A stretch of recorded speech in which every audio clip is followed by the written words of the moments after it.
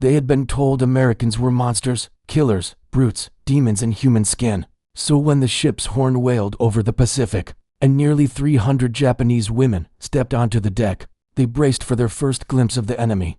But what they saw didn't match a single thing they'd been taught. And in that moment, decades of propaganda began to fall apart. The year was 1945. Japan had surrendered across the Pacific. Thousands of auxiliary women nurses, clerks, students, RADIO workers found themselves abruptly recast from loyal daughters of the empire to prisoners of war. For women raised on a strict doctrine of obedience and national supremacy, captivity was not only shame, it was catastrophic, and their journey to America would become something far more devastating than a simple transport. It was a confrontation with truth itself. On August 20th, 1945, 300 of these women were assembled on Guam for transfer to the United States.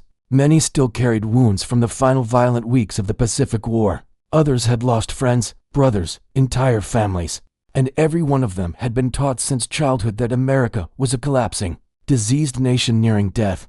Their instructors had drawn vivid images. Americans were hunched, starving creatures barely able to stand, their cities rotting, their people weak, lazy, incapable. A dying civilization. None of that survived the first few minutes on the transport ship.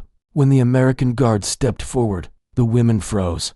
These were not the cartoonish figures they had grown up mocking in wartime pamphlets. These men were tall, broad, calm, their uniforms clean, boots polished, their movements easy, confident. A young radio operator whispered in disbelief. These can't be ordinary soldiers. They look like they were carved from iron. A nurse from Osaka, who had treated malnourished troops in the Philippines, stared in silence.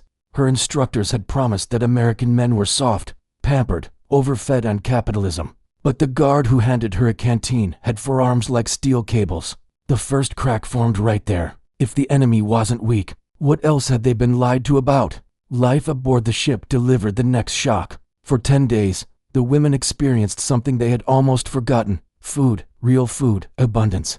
They were served canned peaches, fish, vegetables, piles of white bread, steaming mugs of coffee, milk, butter, sugar, luxuries they hadn't seen since childhood. Some ate slowly, expecting poison. Some refused entirely, convinced it was a trap. And some, after the third or fourth meal, silently cried. One student wrote in her diary, "If the enemy is starving, then why do they feed us more than our own army fed us?" The propaganda they had memorized all their lives began to peel away like flaking paint. When the ship slipped through the Golden Gate and into San Francisco Bay, an audible gasp rolled across the deck. Skyscrapers, taller than anything in Tokyo, bridges spanning impossible distances, factories belching steam, trains rumbling, docks packed with cranes and trucks, and endless movement. It looked less like a defeated enemy, and more like a civilization decades ahead. One woman murmured, "They told us America was collapsing, but this looks like the future." Their journey across the American interior dealt a harsher blow. From their train windows they saw miles of wheat bending in the wind, orchards bulging with fruit, enormous cattle herds, thriving towns, well-fed children running along the tracks. Everything contradicted the picture Japan had painted. The enemy was not starving. The enemy was overflowing. A medical trainee scribbled a single line that the guards later found in her notebook. "If this is the weakness we were told to fear, then our nation never stood a chance." Their destination was Camp McCoy, Wisconsin, one of several camps designated for female POWs. Even the camp shocked them. The barracks were tidy. The beds had clean sheets.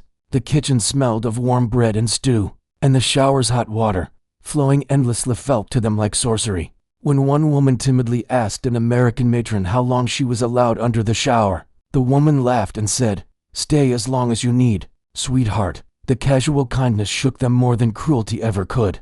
Medical checkups intensified the shock. The American doctors measured height, bone density, teeth strength, muscle mass.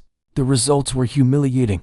Average American women were taller, heavier, stronger, better nourished. Some Japanese prisoners stared at the charts as if they were forged. Others refused to believe them. A few broke down in tears. A Red Cross worker wrote later, "They seemed more wounded by the truth on paper than by any injury they carried." By now, the women weren't whispering about escape. They whispered about lies. Everything contradicted the world they'd grown up in. The guards weren't cruel. The food wasn't scarce. The workers delivering lumber and supplies regular carpenters. And truck drivers were healthier than many Japanese officers. If even the enemy's civilians looked like this, what had Japan been fighting with? One woman said quietly in the dark, "If our leaders lied about the Americans, did they lie about our own strength too?" No one answered, because the answer was becoming obvious. The true breaking point came during a lecture given through an interpreter. An American officer explained U.S. wartime production. 96,000 aircraft built in 1944 alone.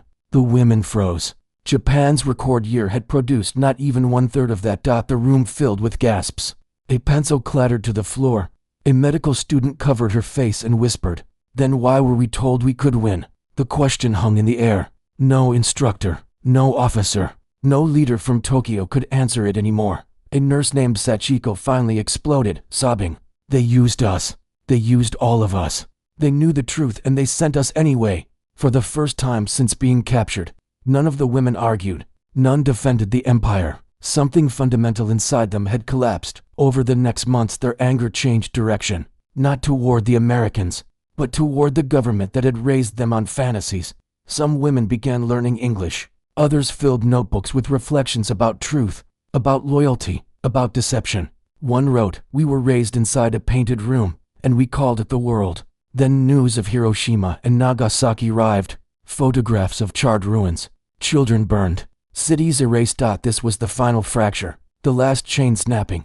One woman stood at the barracks window, watching the snow melt red under the sunset, and said, "If this is the enemy's land, where children laugh and women walk free, then what did our leaders ever give us except graves?" No one disagreed. When the day finally came for repatriation, the women walked onto the transport ship as different people. They had left Japan as loyal servants of an empire. They were returning as witnesses. Witnesses to a war built on illusions, on arrogance, on deliberate lies. Witnesses to a truth they could never unsee. One woman wrote in her final entry, "America did not defeat me. My own country did, the day it chose lies over its daughters." If you want more untold human stories from WWII real accounts that history forgot, make sure to subscribe, like, and drop a comment about which event I should cover next.